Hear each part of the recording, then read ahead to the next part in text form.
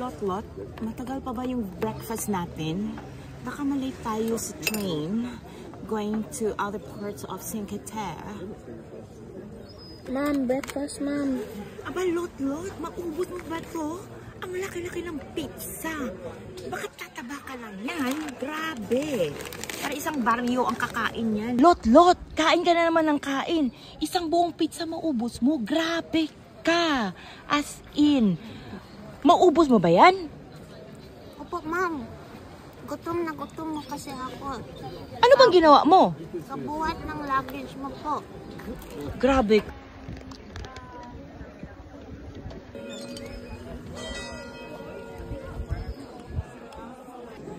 Oh, ang tagal talaga ng train. Malilate na tayo. Grabe. At ang bigat ng bag ko. Ay, pakidala nga naman, Lot. Bilis. Ano naman, ma'am? Ay, syempre.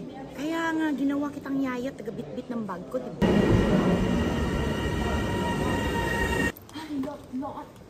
Hindi na naman tayo mag-lunch nito. Gutom na ako. Dali, bilisan mo. May demensya ka, ma'am. Nag-lunch na tayo. Ha? Tapos na pala? Gusto kong kumain ng lechon. Ay, nako. Ang hirap maglakad. Look, ganun ang nilakad ko.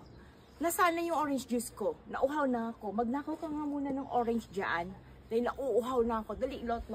Pagod! Lot, nakaready na ba ang ating pamboat? Come on. Gusto ko na sumakay. Napagod na ako. Wala po yung driver. Sino pala yan? Ibang manong po yan. Ay, nako. Pagod na pagod ako. Ipahanda mo na yung lechon ko. Lot, ang daming lamok dito. Nasaan ang mosquito killer ko? Dali, ang dami ko ng kagat. Po, ma'am, wala tayong euro. Ha? Nasaan ang euro natin? Pigastos mo na, ma'am. Ha? Bakit? Gutom nga ako eh. Wala nga akong pagkain. Marami mong bikain, ma'am. Tingnan mo. Sure? Tiyan mo, ma'am, oh. Tingnan mo. Gutom ako. Look. Ma'am, parang 5 months naman yan, ma'am. Nagrami mong kain na pizza and pasta, ma'am. Grabe naman yung insulto mo sa akin.